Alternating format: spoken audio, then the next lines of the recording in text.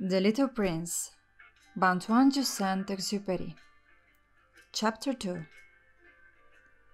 So I lived my life alone, without anyone that I could really talk to, until I had an accident with my plane in the desert of Sahara 6 years ago. Something was broken in my engine, and as I had with me neither mechanic nor any passengers, I set myself to attempt the difficult repairs all alone.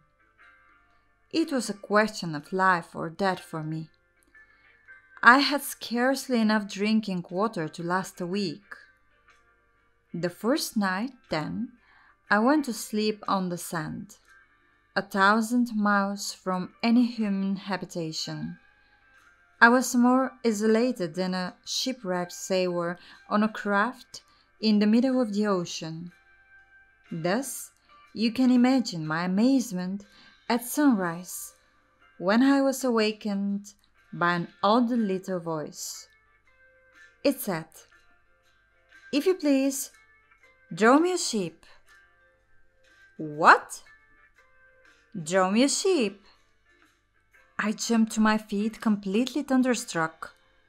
I blinked my eyes hard.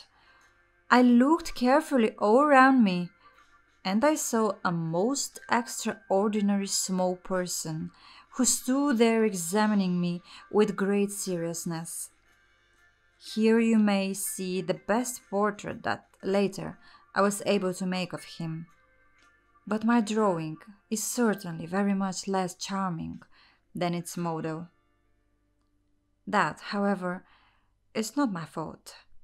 The grown-ups discouraged me in my painter's career when I was 6 years old, and I never learned to draw anything except bows from the outside and bows from the inside.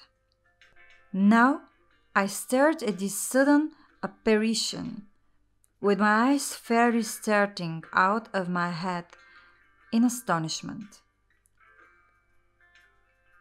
Remember, I had crashed in the desert 1,000 miles from any inhabited region, and yet my little man seemed neither to be straying uncertainly among the sands, nor to be fainting from fatigue or hunger, or thirst, or fear. Nothing about him gave any suggestion of a child lost in the middle of the desert, 1,000 miles from any human habitation. When at least I was able to speak, I said to him, "But what are you doing here?" And in answer he repeated very slowly, as if he were speaking of a matter of great consequence, "If you please, draw me a sheep." When a mystery is too overpowering, one dare not disobey. Absurd as it might seem to me, 1,000 miles from any human habitation and in danger of death, I took out of my pocket a sheet of paper and my fountain pen.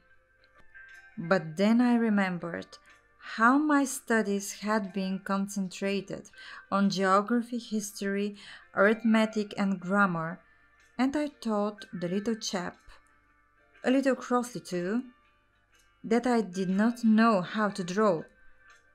He answered me, "That doesn't matter.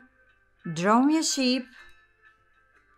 But I had never drawn a sheep, so I drew for him one of the two pictures I had drawn so often. It was that of the boa constrictor from the outside, and I was astounded to hear the little fellow greet it with, "No, no, no, I do not want an elephant inside a boa constrictor. A boa constrictor is a very dangerous creature, and an elephant is very cumbersome. Where I live, everything is very small. What I need is a sheep. Draw me a sheep." So then I made a drawing. He looked at it carefully. Then he said, "No, this sheep is already very sickly. Make me another." So I made another drawing. My friend smiled gently and indulgently. "You see yourself," he said, "that this is not a sheep. This is a ram. It has horns."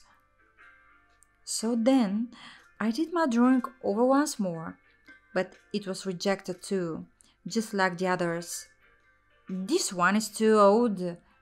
I want a sheep that will live a long time." But this time my patience was exhausted because I was in a hurry to start taking my engine apart. So I tossed off this drawing. And I threw out an explanation with it. "This is only his box. The sheep you asked for is inside." I was very surprised to see a light break over the face of my young judge. "That is exactly the way I wanted it. Do you think that this sheep will have to have a great deal of grass?" "Why?" "Because where I live everything is very small. There will surely be enough grass for him," I said. "It is a very small sheep that I have given to you." He bent his head over the drawing. "Not so small that, look, he has gone to sleep." And that is how I made the acquaintance of the little prince.